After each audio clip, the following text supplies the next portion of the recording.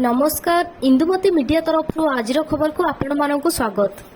26 रे प्रकाश पाइब द्वादश परीक्षा फल रिजल्ट बाहरिबा नै माध्यमिक शिक्षा परिषद पक्षरु सूचना।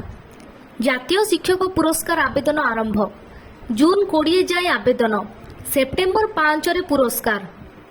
नवीन ना मोदी मैजिक 25 रे 42 आसन पाई हेबो भोट 25 आसन होउछि तगड़ा लड़ई।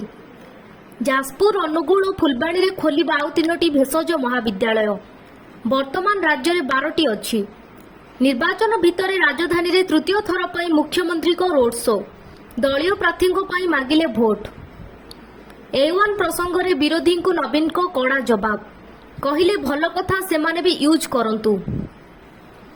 जून 17 जाए ओडिशा हाईकोर्ट रे खरा चुटी 29 रे पुणी आसुचंती प्रधानमंत्री।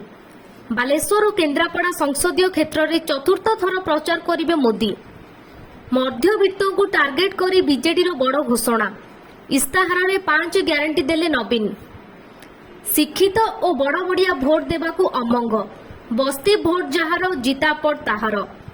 31 रे केरल छुईब मौसुमी पूर्वानुमान करिछि भारतीय पाणीपाग विभाग। सरकारक राजकोष भरिला आरबीआई 2024 आर्थिक वर्ष पर देला रेकर्ड।